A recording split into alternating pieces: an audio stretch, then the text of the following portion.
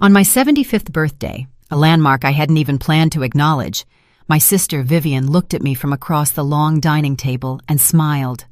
"Delilah," she said, her voice clear and carrying, "tell me, are you enjoying your $500,000 trust fund?"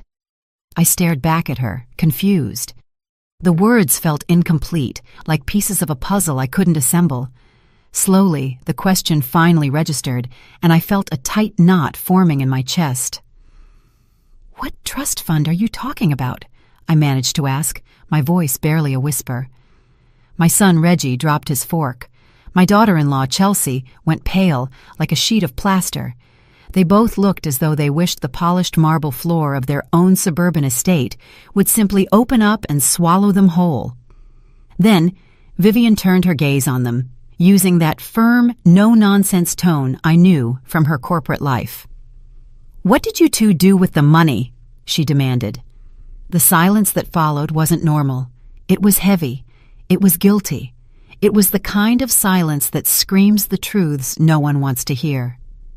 That night, the air in the house didn't smell like a birthday celebration. It smelled like a goodbye, the kind you sense coming but refuse to name. I was sitting at the head of the table, as usual, feeling like little more than an ornament among the expensive dinnerware and crystal glasses I never owned in my own small apartment. 75 years old, 75 years. And my son Reggie had insisted so strongly on celebrating my birthday in his opulent house that I couldn't refuse. Not because I wanted to be there, but because a mother never stops searching for her children's affection, even if it costs her dignity. My name is Delilah Ames. I was born in a neighborhood where women were taught from girlhood to be quiet, to obey, to smile, even when everything inside was breaking. I married young, I had 2 children, I was widowed 5 years ago, and since then, I've lived alone in a cramped 1-bedroom unit in a place called The Heights, surviving on a small Social Security pension that barely covers my groceries. Reggie lives in a 3-story house with a sprawling lawn and a pool. Chelsea, my daughter-in-law, wears designer clothes and leases a new SUV every 2 years. My grandchildren attend private preparatory schools where the monthly tuition costs more than my rent for 3 months combined. I always believed they just worked incredibly hard, that they deserved it all, and that I had no right to ask for anything because I had already done my part by raising them. But that night, when Vivian spoke those words, something inside me finally broke. Or perhaps it simply woke up. Vivian Ellington is my younger sister. She's 70 years old and lives 2 states away. She's successful, running her own consulting firm, traveling the world, wearing tailored suits and French perfume. We don't see each other often, maybe once or twice a year. It's not because we don't get along, but because our lives took completely different paths. She built an empire. I built a family. Or so I thought. Vivian arrived that night with a gift wrapped in gold paper and a bottle of fine wine that surely cost more than my month's worth of groceries. She gave me a strong hug like always. She told me I looked good, though we both knew it was a lie. I was thinner, more tired, dimmer. She sat next to me and started talking about her trips, her projects, and life in general. Reggie and Chelsea offered strained smiles from across the table.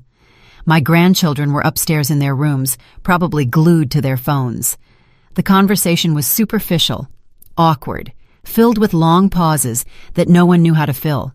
Then, Vivian poured herself more wine, looked at me with that focused expression she always had when she was about to say something important, and said, "Delilah, I've been curious about something for a long time." I nodded, having no idea what was coming.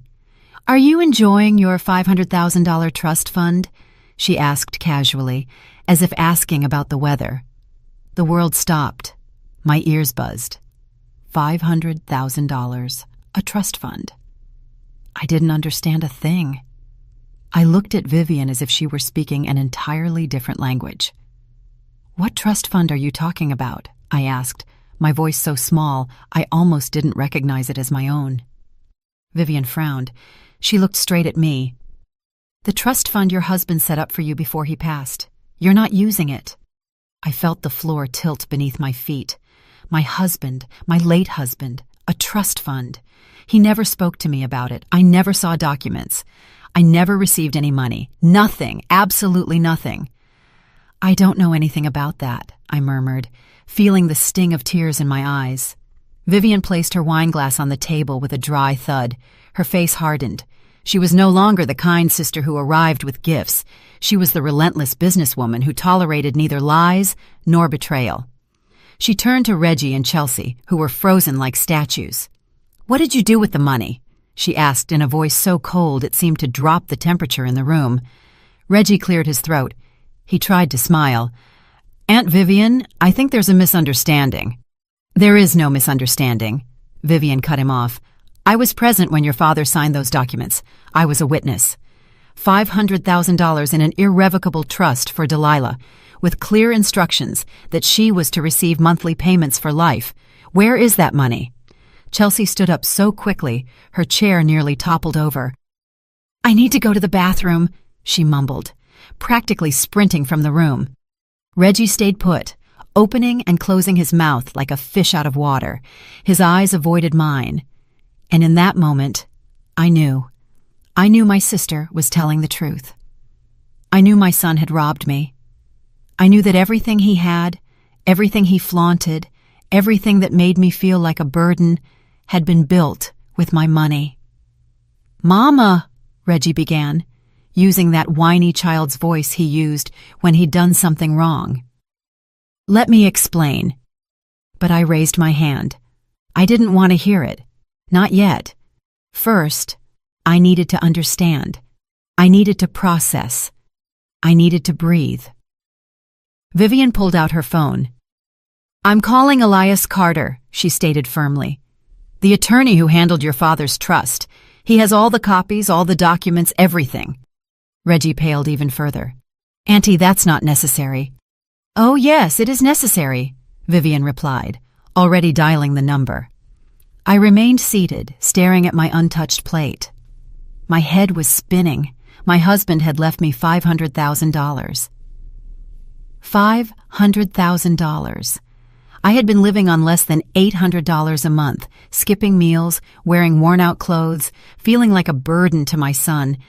And all that time, he had my money. Tears began to fall. I couldn't stop them.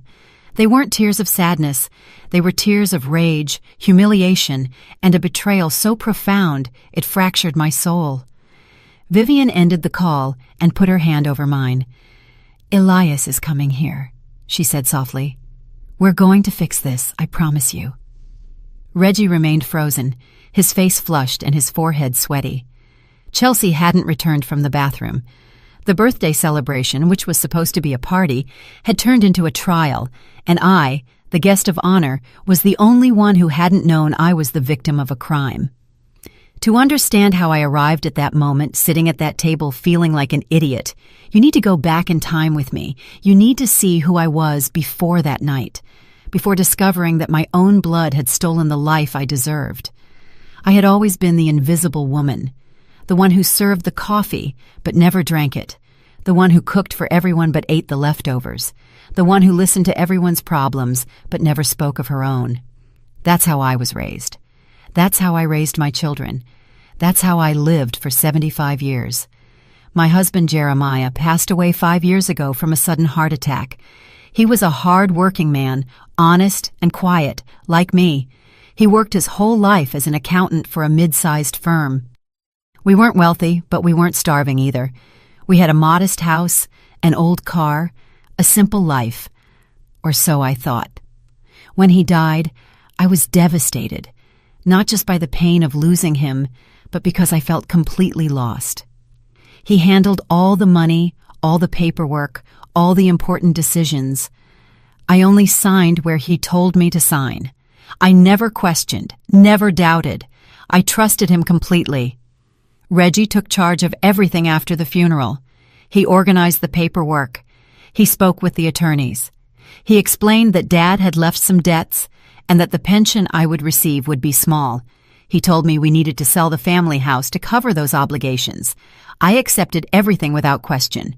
What did I know about finance? What did I know about law? I moved into a tiny apartment in a distant neighborhood. A one-bedroom unit with a minuscule kitchen and a bathroom that constantly had plumbing problems. The rent was $350 a month. My pension was $800. I budgeted every day to make ends meet. I bought the cheapest food at the supermarket. I walked instead of taking the bus to save $1. I turned off the lights as soon as I left a room. Reggie visited me once a month, maybe. He was always rushed, always with his phone in his hand. He would hand me $200 and tell me it was all he could spare. I would thank him as if he were giving me the world.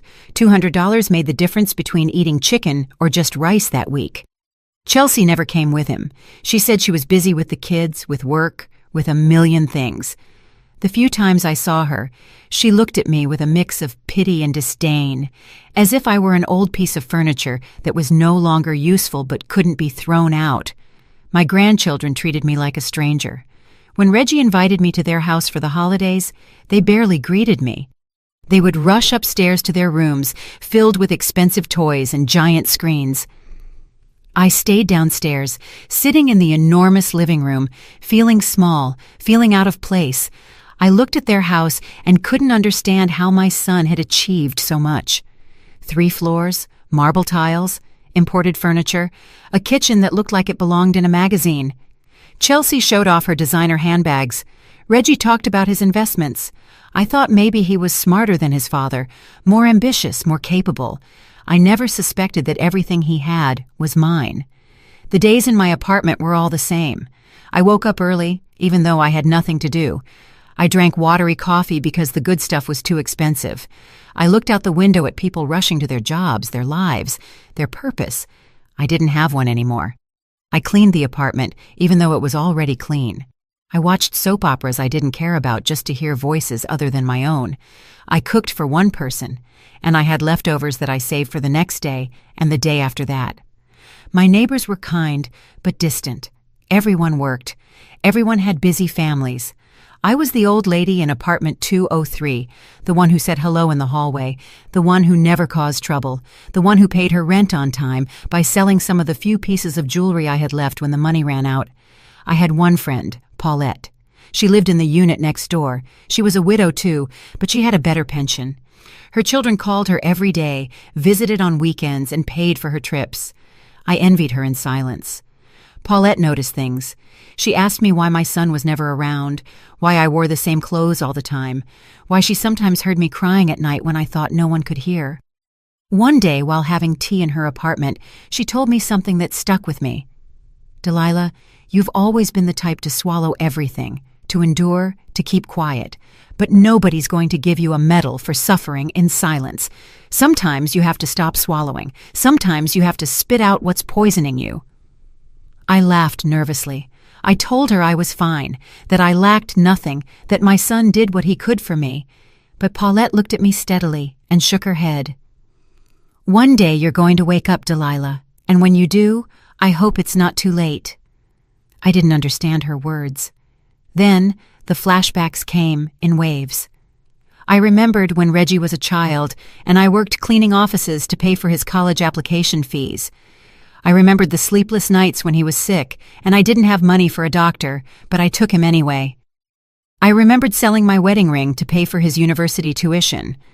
I also remembered how he started to be ashamed of me as he grew up, how he stopped introducing me to his friends, how he asked me not to pick him up from school because the other kids made fun of my old clothes, like when he married Chelsea and they sat me in the last pew of the church as if I were just another guest, not the groom's mother. I always told myself it was normal, that children grow up and drift away, that I had to understand I couldn't be a burden. That word, burden, how many times had I heard it? How many times had I told myself, I don't want to be a burden. I can't ask them for more. They've done enough for me. I'm fine alone. Lies. All lies I repeated to myself so I wouldn't have to face the truth. The truth that my son had emotionally abandoned me long before he stole my money. The truth that I had allowed myself to be treated like trash because I believed that was love. That was being a good mother. The weeks leading up to my birthday were strange. Reggie called me more often than normal. He insisted I come to his house for the celebration. He said Chelsea was preparing something special, that the children wanted to see me. I accepted, thrilled. I thought that maybe they were finally including me, that maybe they were finally seeing me. Paulette helped me get ready that night. She lent me a nice shawl, styled my hair, and told me I looked beautiful, but she also said something else, something that sounded like a warning. If anything feels off tonight, don't stay quiet. You are worth more than you think. I laughed. I told her to stop worrying, that I was just going to have dinner with my family, that everything would be fine. But as the rideshare drove me toward Reggie's house, something in my stomach churned. A feeling I couldn't name, as if my body knew something my mind still didn't want to accept. I arrived, and the house was brightly lit. Soft music, the smell of expensive food. Reggie opened the door with a huge smile. Too huge. Chelsea greeted me with a kiss in the air beside my cheek. Too sweet. The children came down to give me a quick hug before disappearing again. Too rehearsed. Everything was too much. I sat at that enormous table, feeling lonelier than I did in my empty apartment. And then Vivian arrived.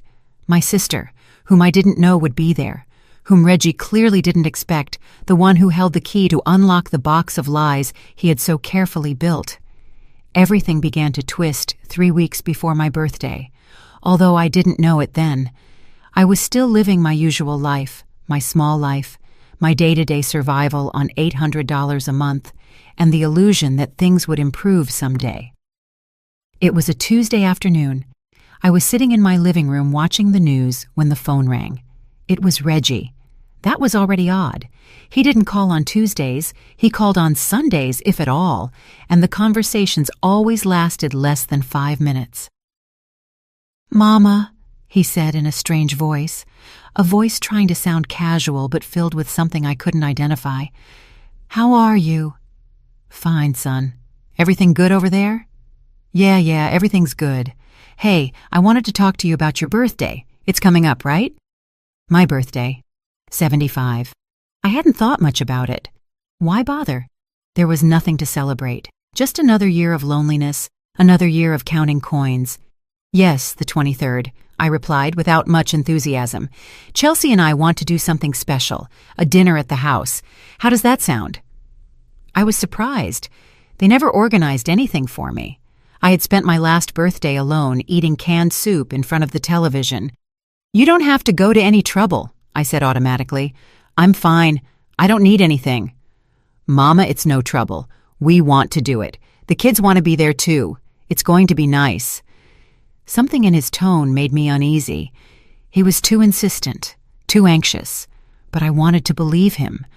I wanted to believe that maybe my son was finally seeing me, that maybe he finally cared. "Okay," I accepted.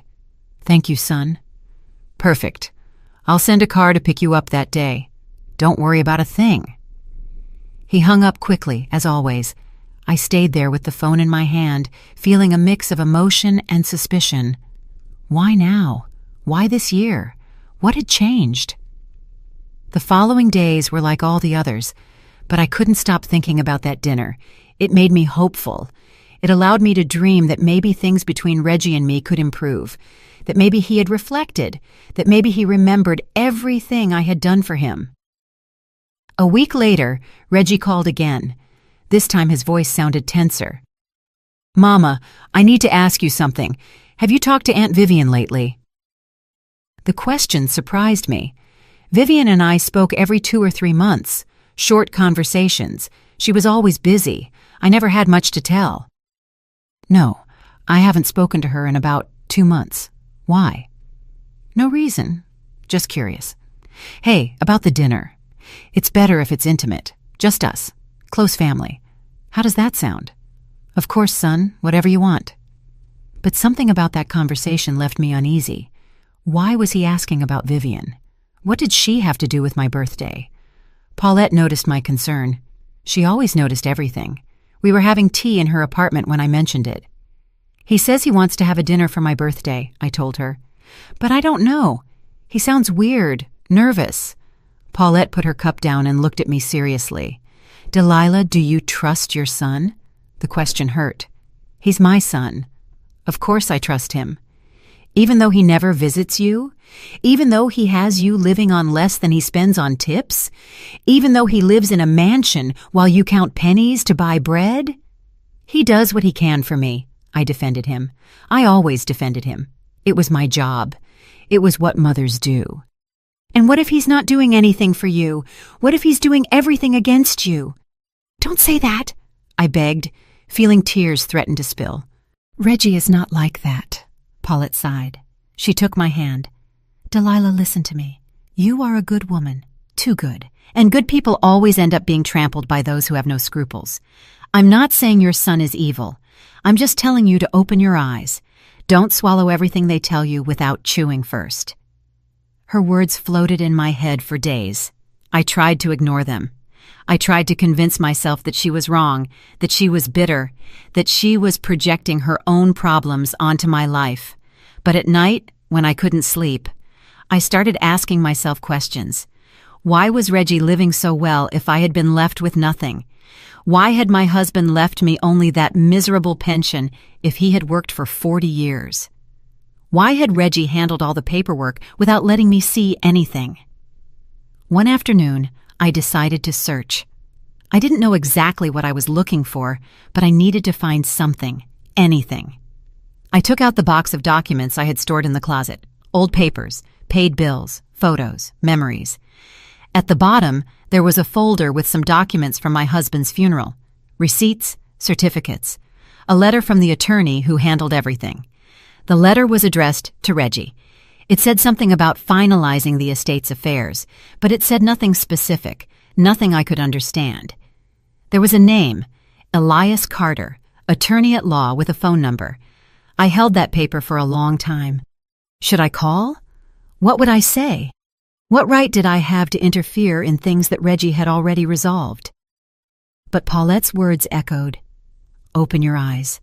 Don't swallow everything. I put the paper in my handbag. I didn't call that day or the next, but I carried it with me as if it were a bomb I didn't dare detonate. The Friday before my birthday, Reggie showed up at my apartment without warning. That never happened. He never came without calling first. He knocked on the door, and I nearly jumped out of my skin. "Son, what a surprise," I said, opening the door.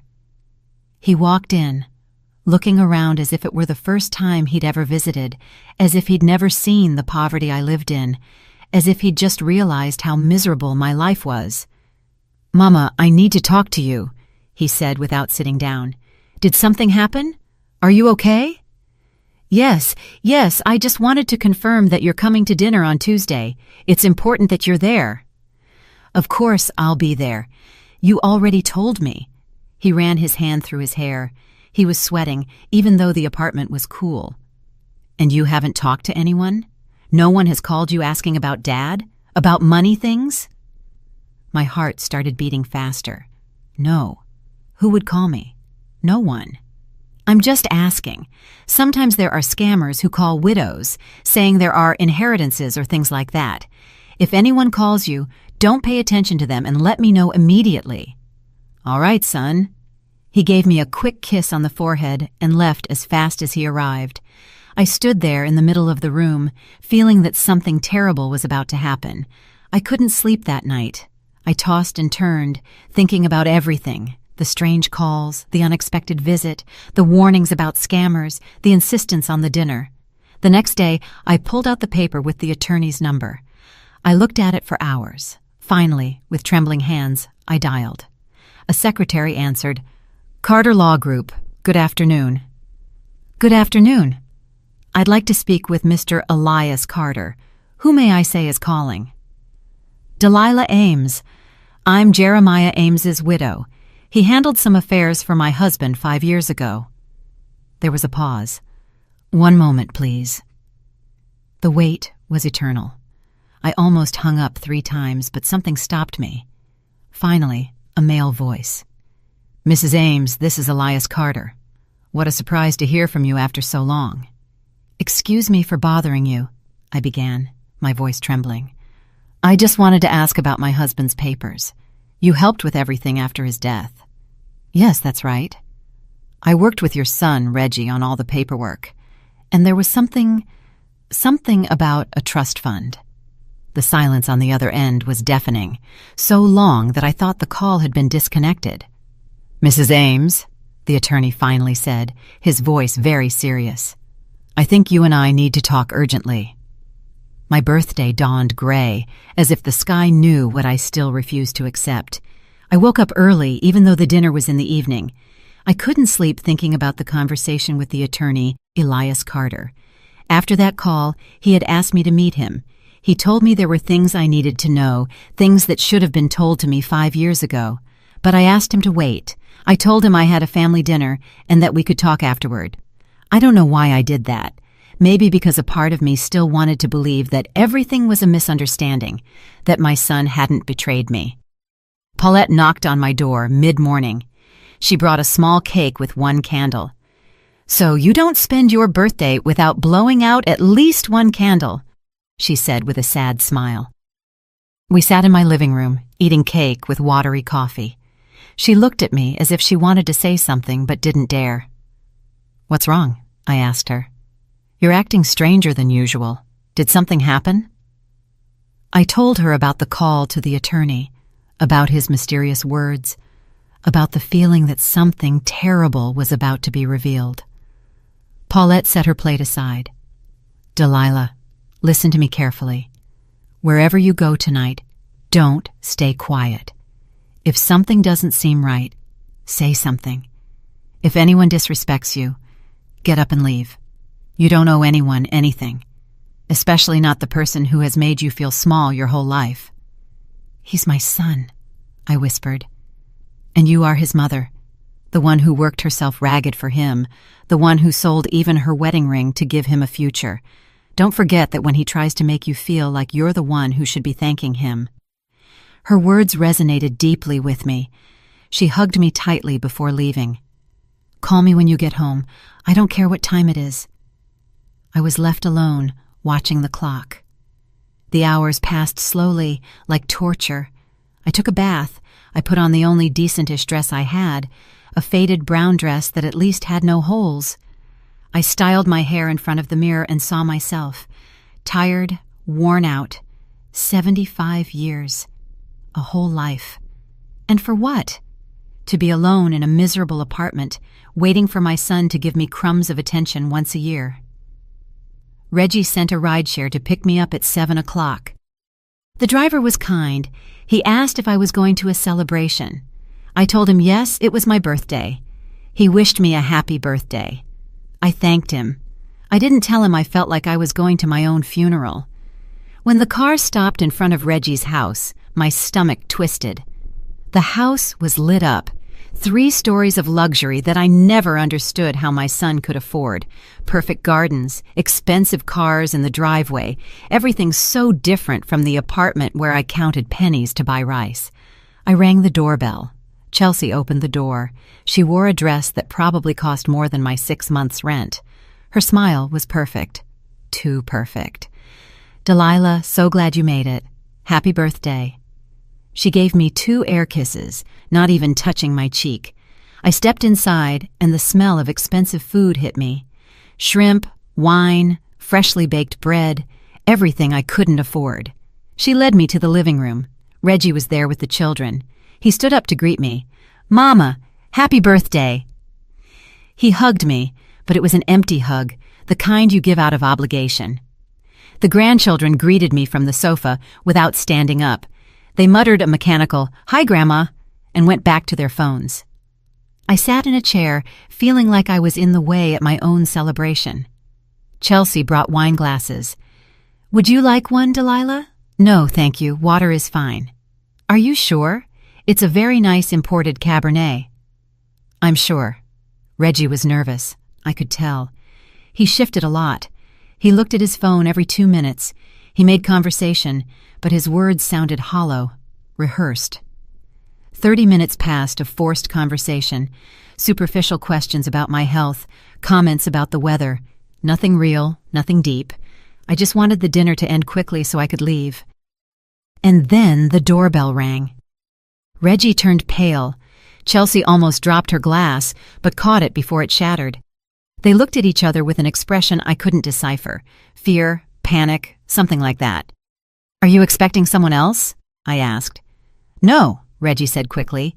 Too quickly. "It must be a mistake."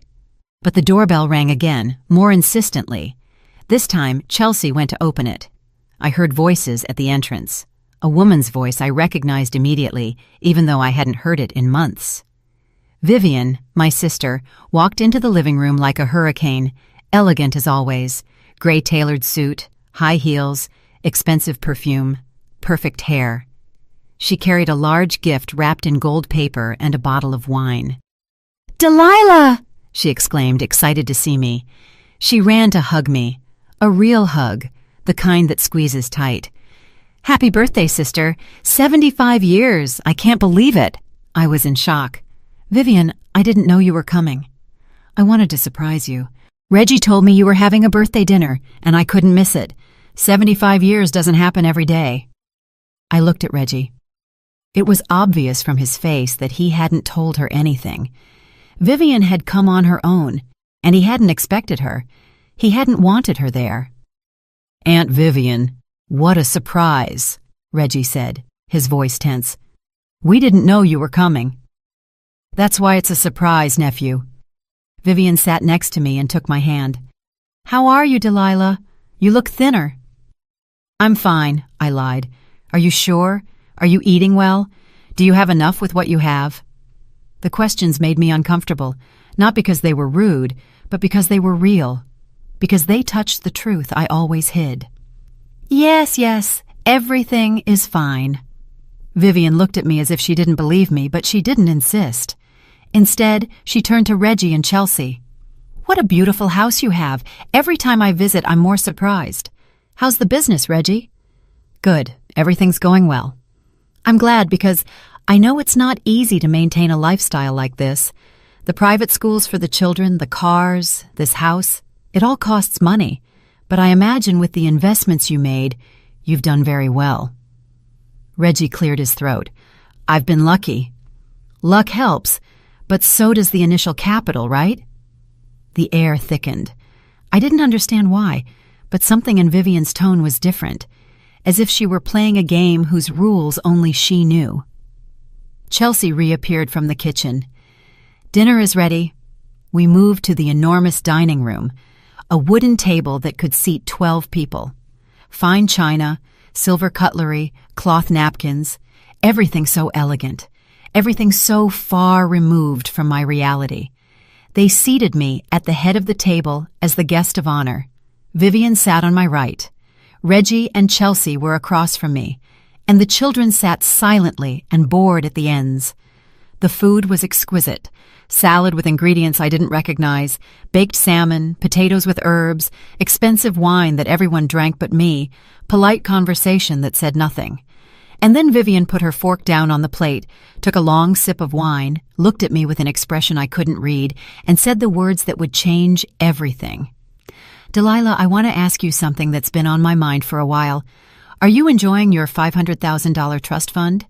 The world stopped. The noise in the dining room vanished.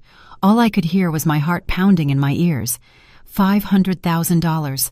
Trust fund. The words made no sense. "What trust fund are you talking about?" I asked, my voice trembling. Vivian frowned. "The trust fund your husband Jeremiah left for you before he passed. I was present when he signed the documents. $500,000, so you could have a dignified old age, so you would never lack for anything." Tears began to sting my eyes. "I don't know anything about that." Vivian put her glass down with a dry thud. Her face completely changed. She was no longer the sweet sister. She was the relentless businesswoman. She turned to Reggie and Chelsea.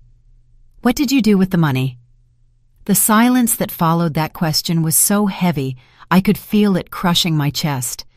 Reggie and Chelsea were completely motionless, like pillars of salt, as if time itself had frozen just for them. My grandchildren looked confused, darting their eyes from one adult to another, not understanding what was happening. I didn't fully understand either, but something inside me already knew the truth. I had known it since the call with the attorney. I had known it since Reggie's strange visits. Maybe I had known it for 5 years, but I refused to see it. "Aunt Vivian," Reggie began, his voice shaky, "I think there's a misunderstanding here." "There is no misunderstanding," Vivian cut him off with a coldness I had never heard from her. "I was there in Attorney Elias Carter's office. Your father asked me to witness the signing of those documents. $500,000 in an irrevocable trust for Delilah with guaranteed monthly payments for life. $4,000 monthly. Everything legally protected, so she would never have to worry about money. $4,000 a month. I was living on $750. The words wouldn't fit in my head. They couldn't be real. "Mama," Reggie said, finally looking at me, "let me explain." But Vivian raised her hand. "No, answer my question first. Where is that money? Why is your mother living in a miserable apartment on a pension that barely covers her food? Why does she know nothing about the trust?" Chelsea got up so fast her chair nearly fell over. "I need to go to the bathroom," she muttered, practically running out of the dining room. The children also got up. "Can we go to our rooms?" the older one asked. "Go," Reggie said without looking at them. It was just the three of us, Vivian furious, Reggie terrified, and me in the middle, feeling my world crumble piece by piece. "Reggie," I said, with a voice I didn't recognize as mine, "is what your aunt says true?" He ran his hands over his face. He was sweating. His hands were shaking. "Mama, it's complicated." "It's not complicated," Vivian interjected. "It's quite simple. Yes or no, did you know about the trust fund?" Silence. "You knew," my sister insisted. "Yes," Reggie finally whispered. "I knew." The words hit me like stones, like physical blows, like a betrayal that stole my breath. "And why didn't I know?" I asked, feeling the tears start to fall uncontrollably. Reggie wouldn't look me in the eye. "Dad named me the administrator of the trust. He left me in charge of managing everything.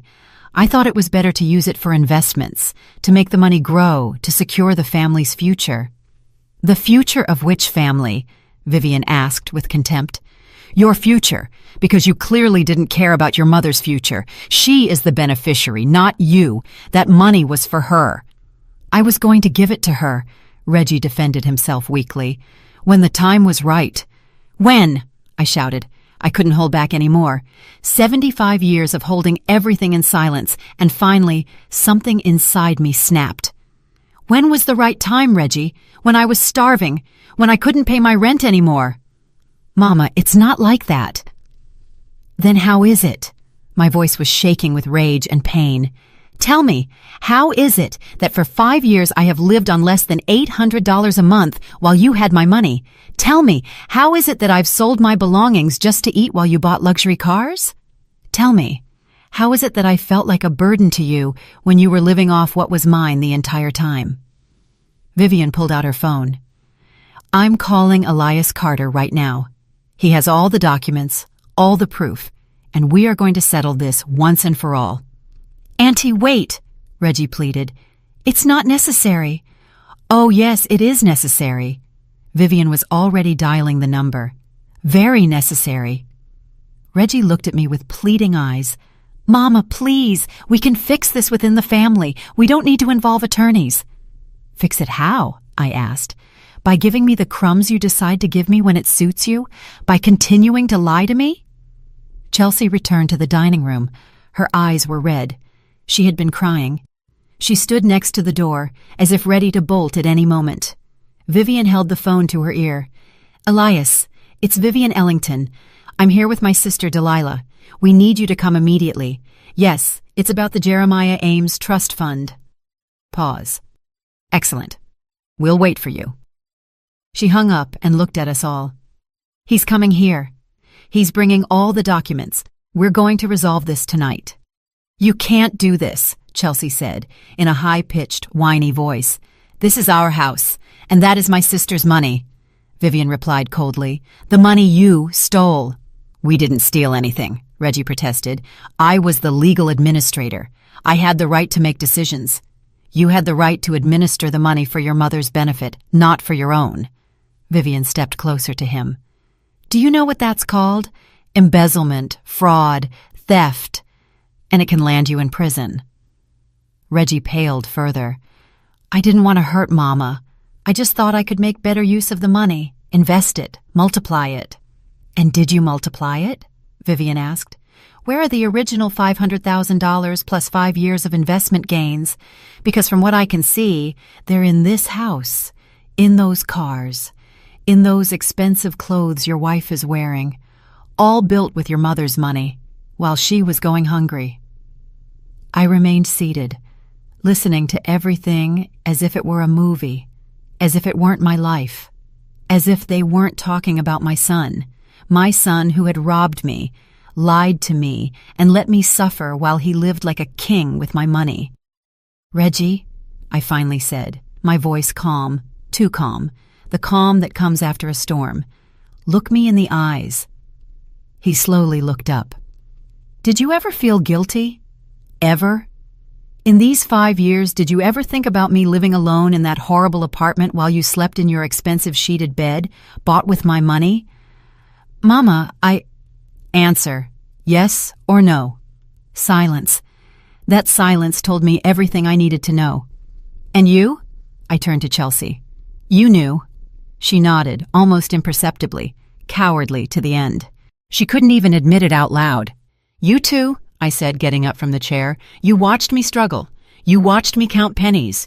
You watched me wear the same worn-out clothes over and over.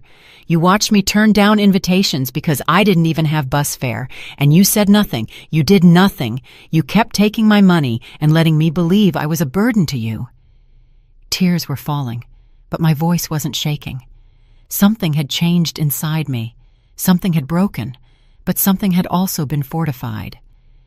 The worst part, I continued, it's not that you stole the money. The worst part is that you stole my dignity. You made me feel useless, stupid, an old woman good for nothing. You made me believe I had to thank you for the crumbs you gave me, and all the while you knew the truth.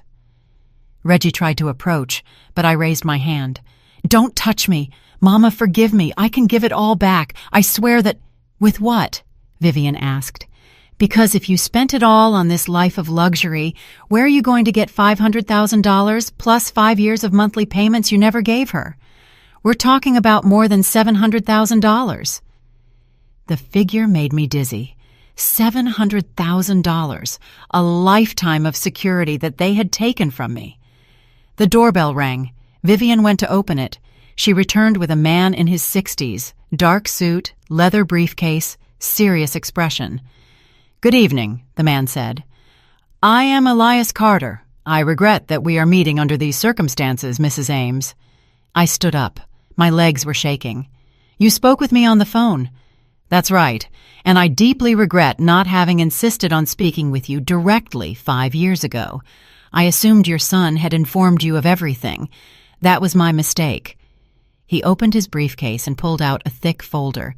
He placed it on the dining table. Everything is here. The will, the trust agreement, the administration documents, everything signed by your husband and by Reggie as administrator. He opened the folder and began showing me papers. My vision was blurry from tears, but I could see the figures. $500,000, monthly payments of $4,000. My name on all the documents as the sole beneficiary. Your husband was very clear, Elias explained. This money was only for you. Reggie had authorization to administer it, but with the legal obligation to deliver the monthly payments to you without fail. Any diversion of those funds for personal use constitutes a crime. Reggie slumped into a chair. Chelsea was crying silently. I remained standing, looking at those papers that represented the deepest betrayal I had ever experienced. Elias Carter spread the documents on the table as if they were cards in a macabre game. Every paper was more proof of the lie I had lived for 5 years. I looked at them without being able to fully process them. My brain refused to accept that all this was real. Mrs. Ames, the attorney said, his voice firm but not cruel, did you receive any monthly payments from this trust fund in the last 5 years? No, I replied in a strained voice. I didn't know it existed. Were the terms of your husband's will ever explained to you? Reggie told me there were some debts, that we had to sell the family home to pay them, that only a small pension was left for me. Elias shook his head. There were no debts.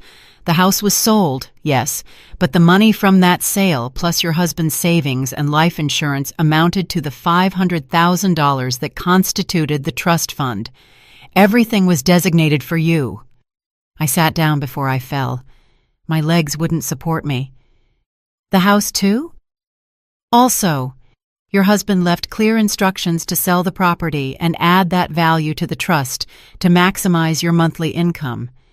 You should have been living comfortably on $4,000 a month without worries. $4,000 a month for 5 years. I did the quick calculation in my head. $240,000 that I never saw.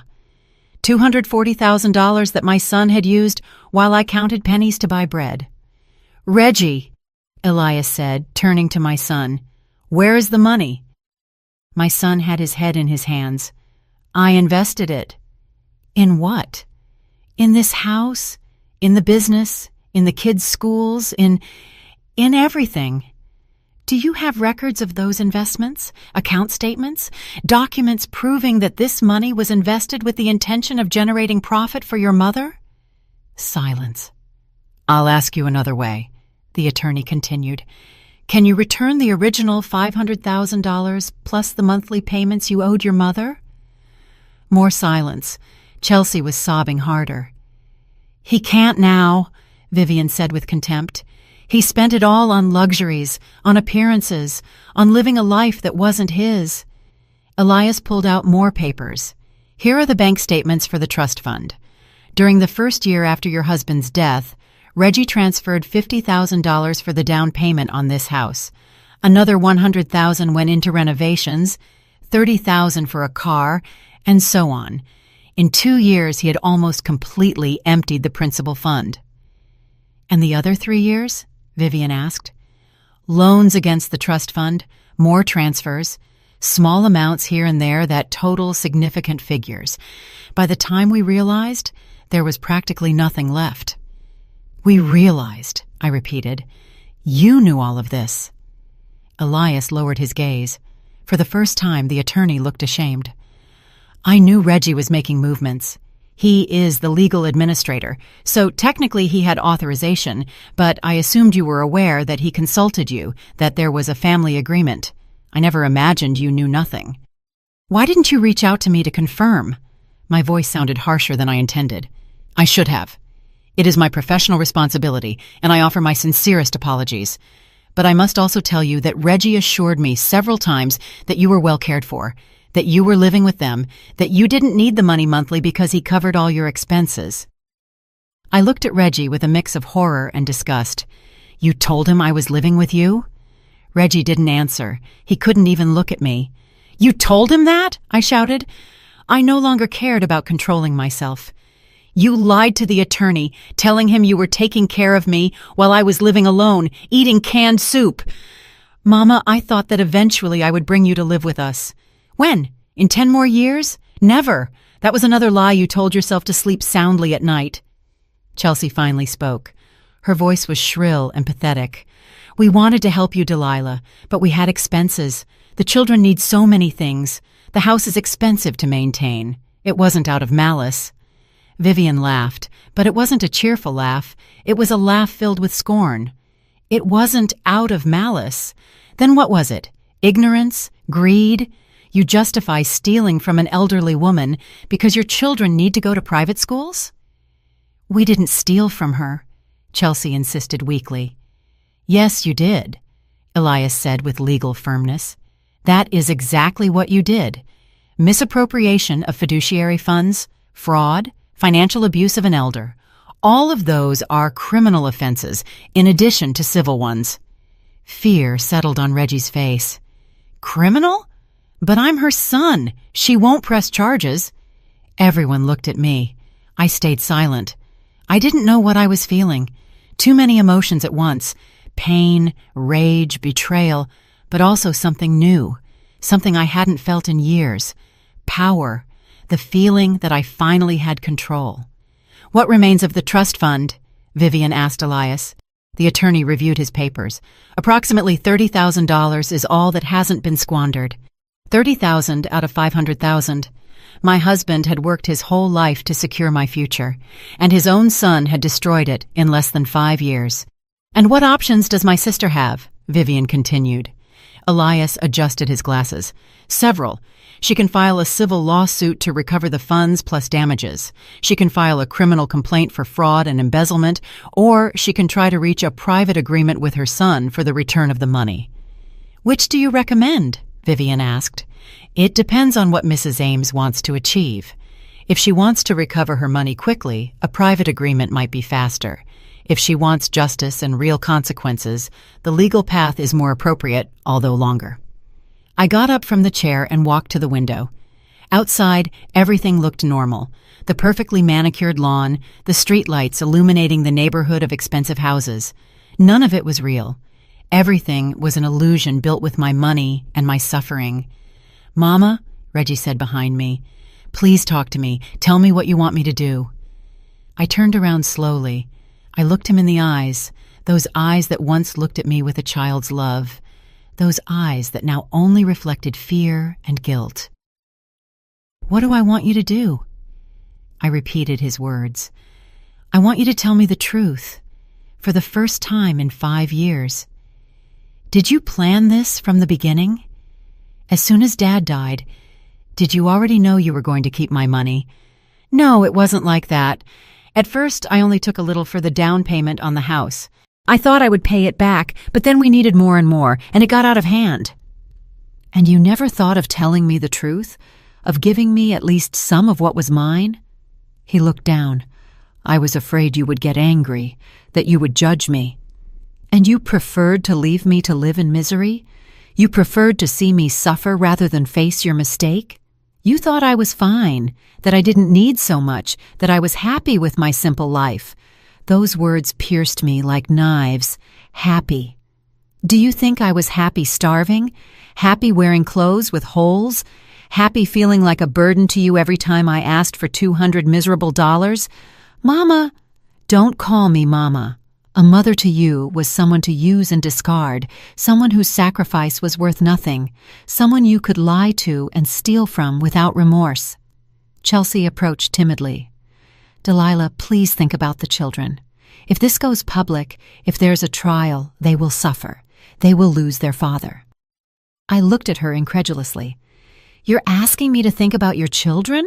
You who never thought about me? What are you going to tell them when they ask why their father is in trouble?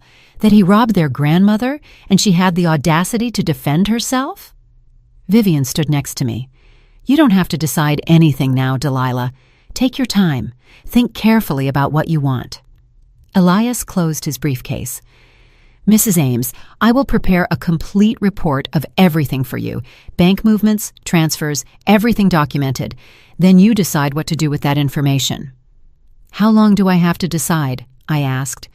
"Legally, you have several years to file a lawsuit, but I recommend acting soon. The more time passes, the harder it will be to recover the assets." I nodded. My head was spinning. I needed to get out of there. I needed air. I needed to be alone to process all this. "I'm leaving," I announced. "I'll take you," Vivian said immediately. Reggie took a step forward. "Mama, wait. Don't leave like this. We can talk more. We can—" "There is nothing more to talk about tonight," I interrupted him. "You did what you did. Now, I'm going to do what I have to do." I walked toward the door. Vivian followed me. Elias gathered his papers and walked with us. Before leaving, I turned around one last time. Reggie was standing in the middle of his expensive living room, in his luxurious house, surrounded by everything he bought with my money. He looked small, scared, but I no longer felt pity for him.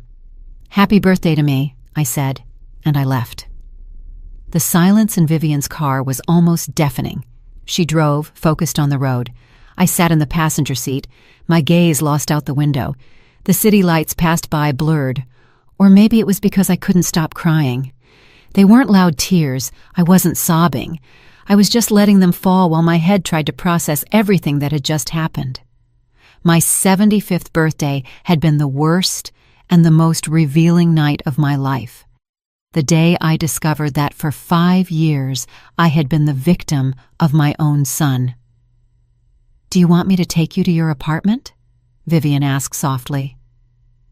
"Yes," I whispered.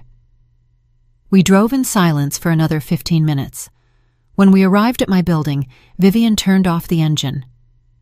"Do you want me to come up with you?" "No, I need to be alone." "Delilah, you shouldn't be alone tonight. You just received a terrible blow." "I've been alone for 5 years. One more night won't change anything," Vivian sighed. "At least promise me you'll call me if you need anything. Anytime, I don't care." I nodded. I got out of the car and walked to the entrance. My legs felt heavy, as if I were carrying the whole world. I climbed the stairs slowly. Every step was an effort. When I finally reached my door, my hands were shaking so much that I struggled to put the key in the lock. I stepped into the apartment and saw it with new eyes. This miserable place, this tiny room, this kitchen where barely one person fit, this bathroom with perpetually leaky pipes. All of this had been my life, while my son lived like a king. I sat down on the old second-hand sofa and finally let everything out. I cried harder than I had since my husband's funeral. I cried for the 5 lost years, for the nights of hunger, for the shame of not being able to buy my grandchildren a decent Christmas gift, for every time I felt useless and old and like a burden. But I also cried from rage, a rage that had been bottled up for 75 years, rage against a world that taught me to be quiet, against a life that taught me to endure, against myself for accepting everything without ever questioning it. I don't know how long I sat there in the dark. Eventually, I heard a knock at the door. It was Paulette. "I saw you arrive," she said when I opened it. She carried 2 steaming mugs. "I made tea, and I won't take no for an answer." I let her in. We sat together on the sofa. She didn't ask me anything, she just waited. And after taking a sip of tea, I told her everything, every word, every revelation, every betrayal. Paulette listened in silence. When I finished, she put her mug on the table and took my hands. "Delilah, do you know what just happened tonight? I found out my son robbed me." "No, well, yes, but something more important happened too. You stopped swallowing. You stopped being quiet. For the first time in your life, you demanded answers. You demanded the truth. And that, my friend, is the beginning of everything." "I don't feel strong," I admitted. "I feel destroyed." Being destroyed and being weak are not the same thing. Sometimes you have to completely fall apart so you can rebuild yourself the right way, without the lies, without the weight of others' expectations. Her words resonated with me. She was right. Something had changed tonight. I hadn't just discovered the truth, I had also discovered my voice.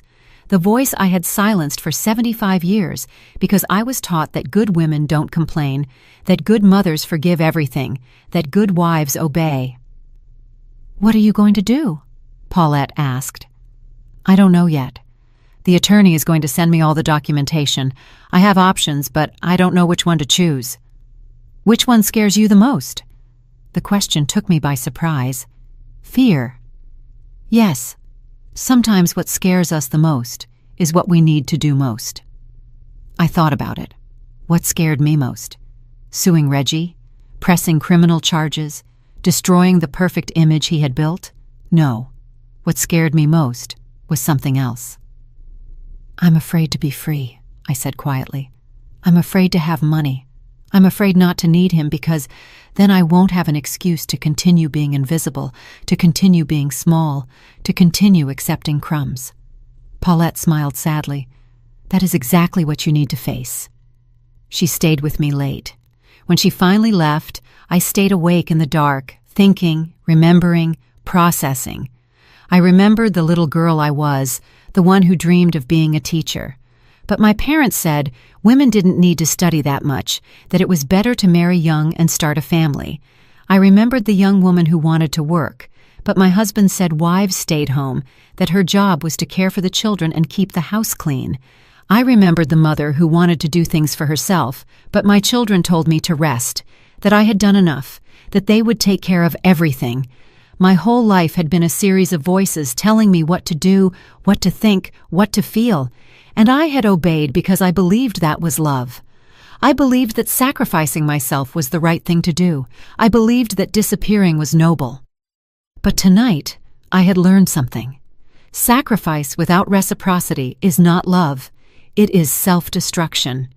And I had been destroying myself for 75 years, believing I was being virtuous. The next few days were strange. Elias Carter sent me all the documentation as promised. Thick folders filled with papers that showed every dollar Reggie had taken, every transfer, every lie documented in bank statements. Vivian visited me every day. She helped me review the documents. She explained legal terms I didn't understand. She reminded me again and again that I had done nothing wrong, that the fault lay entirely with Reggie. Reggie called many times. He left messages, pleading messages, messages where he promised to give everything back, messages where he cried and asked for forgiveness. I didn't answer any of them. I wasn't ready. Chelsea called too. Her messages were different. They were justifications. They were attempts to make me feel guilty. Think about the family. Don't be selfish. The children need you. As if I owed them anything after what they had done to me. Paulette accompanied me in the afternoons. We had tea. We talked about everything and nothing. She shared stories of her own life, of how her children had also disappointed her at certain times, of how she had learned to set boundaries, to say no, and to choose herself without feeling guilty. "Do you know the difference between us and our daughter's generation?" she asked me one day. "They learned they could have it all. We learned we deserved nothing, and both lessons are wrong." A week after my birthday, Vivian arrived with a proposal. "I've been talking with Elias," she said, sitting on my sofa, "and I think we have a strategy." "What kind of strategy?" "One that gives you back your money, but also your dignity. One that makes Reggie face the consequences, but without completely destroying the children who are innocent in all this." I listened as Vivian explained the plan. It was intelligent, it was fair, but it was also relentless. It required me to be firm, to not back down, to not let guilt or maternal love make me retreat. "Can I do it?" I asked out loud, though the question was more for myself. "You can," Vivian affirmed, "but only if you really want to. No one will judge you if you decide to forgive and forget. It's your decision. What would you do?" My sister looked at me steadily. "I already know what I would do, but I'm not you. I didn't spend 5 years living in this apartment. I didn't have to sell my belongings to eat. I didn't have to endure my own son making me feel like garbage while he lived off my money. This decision is yours alone." I didn't sleep that night. I walked around the small apartment, thinking, weighing options, imagining futures. Finally, when the sun began to rise, I knew what I was going to do, and for the first time in 5 years, maybe in 75 years, I felt sure of a decision, not because someone told me it was the right thing to do, but because I knew it was. I stood in front of the bathroom mirror. I looked at the woman staring back at me. She was 75 years old, deep wrinkles, completely white hair, hands worn by years of cleaning and cooking and serving others. But I also saw something new in her eyes, something that hadn't been there before. Determination, strength, the kind of strength that doesn't come from shouting or fighting, the kind of strength that comes from knowing your worth and never letting anyone take it away again. "I don't need to raise my voice to be heard," I told my reflection. "I just need to stop lowering it." I picked up the phone and dialed Elias Carter's number. When he answered, I said the words that would change everything. "I want to press charges. We're going to recover what's mine, and we're going to do it the right way, with justice, with dignity, but without pity." 3 days later, Reggie and Chelsea were sitting across from me in Elias Carter's office. The attorney had organized this meeting as part of the strategy, a final chance to resolve everything without going to court. an opportunity that I would completely control. Reggie looked terrible, sunken eyes, unshaven stubble, wrinkled clothes. Chelsea was stiff in her chair, arms crossed, with a victimized expression that made me nauseous. Vivian was sitting beside me. Elias was at his desk with a mountain of documents in front of him. I was in the center, calm, firm, ready.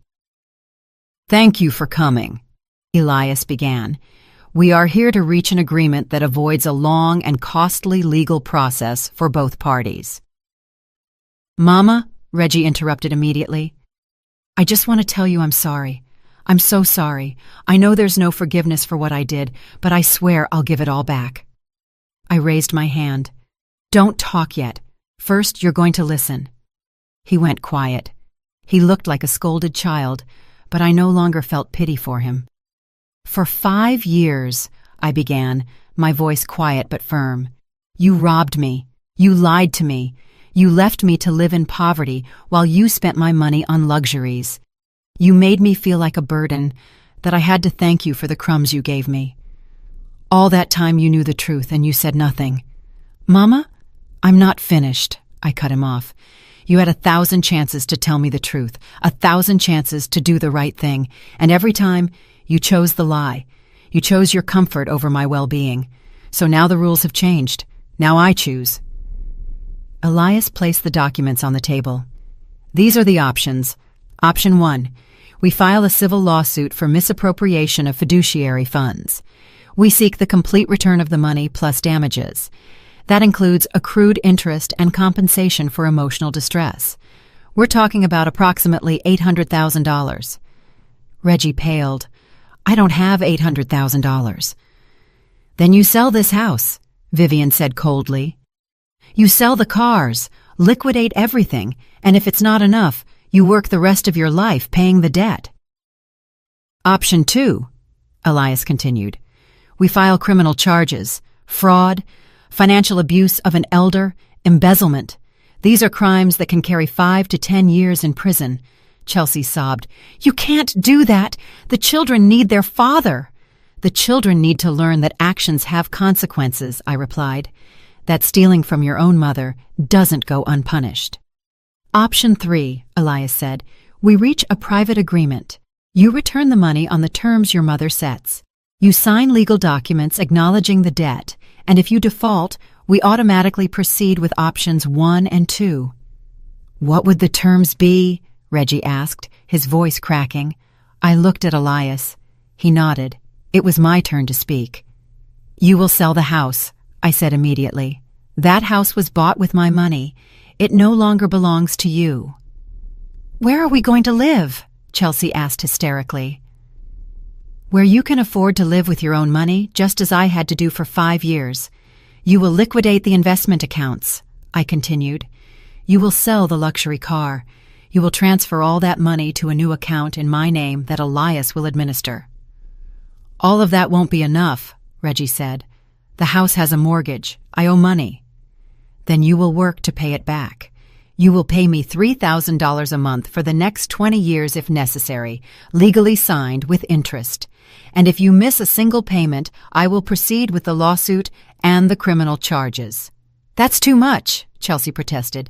"We have expenses. The children can go to public schools," Vivian interrupted her, "like millions of children in this country. They won't die from not having private tennis lessons." "Furthermore," I added, "I want something else. I want you to tell your children the truth. I want you to explain to them exactly what you did, to teach them that stealing is wrong, even when it's from family, especially when it's from family." Tears were falling down Reggie's face. "Mama, are you going to destroy my family?" "No," I said firmly. "You destroyed your family when you chose to rob me. I am only reclaiming what is mine. And if your family doesn't survive this, it's because it was built on lies from the beginning." Elias pushed the documents toward Reggie. "You have 2 options. Do you sign this agreement now, or do we see you in court next week? You decide." Reggie looked at the papers, looked at Chelsea, looked at Vivian.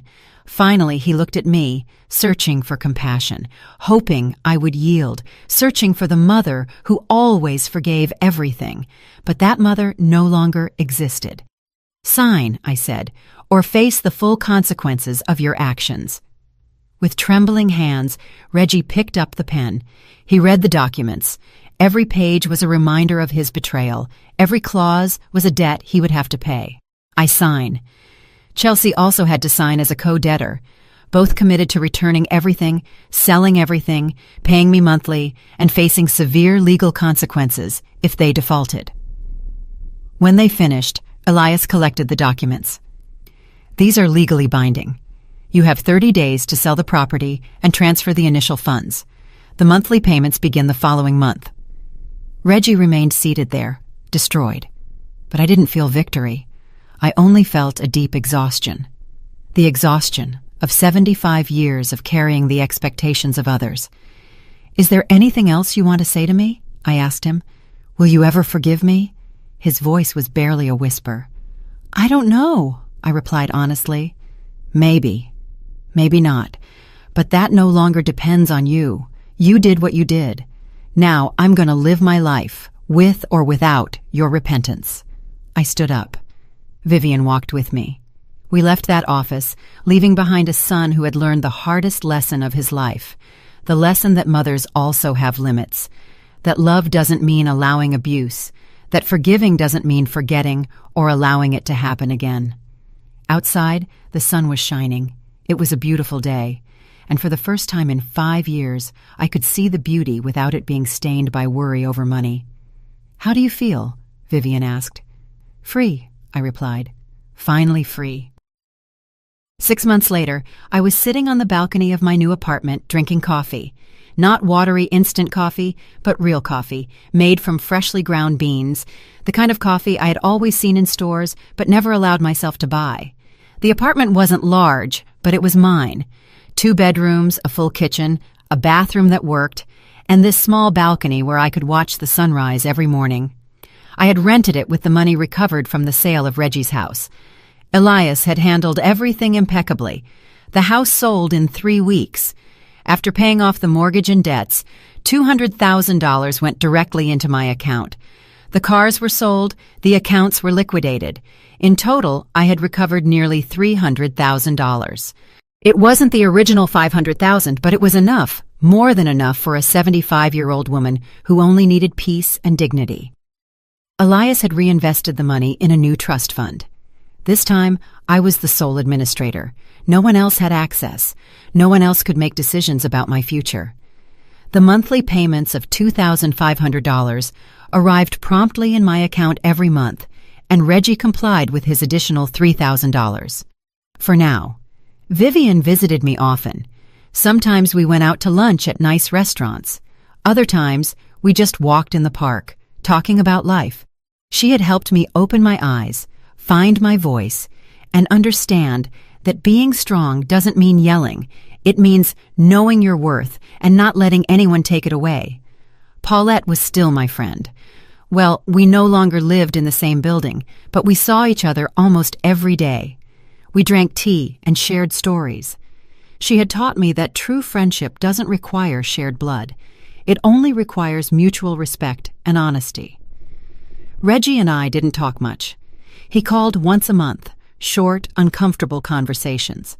He told me they had rented a smaller apartment, that Chelsea had had to find a job, that the children were adapting to public school. He asked me how I was. I answered in monosyllables. I hadn't forgiven him. I wasn't sure if I ever would, but there was something more important than forgiveness. I had found peace. Peace with what happened, peace with my decisions, peace with myself. The grandchildren sent me texts sometimes, short, confused messages. Reggie had told them a softened version of the truth. He had told them he had made a mistake with Grandma's money and that he was trying to make amends. The children didn't fully understand, but that was okay. They would understand someday. I had started doing things I never allowed myself to do. I took painting classes. It turned out I had a talent for landscapes. Nothing professional, but I liked it. It made me happy, and that was enough. I joined a book club at the neighborhood library, women my age who met once a week to talk about books.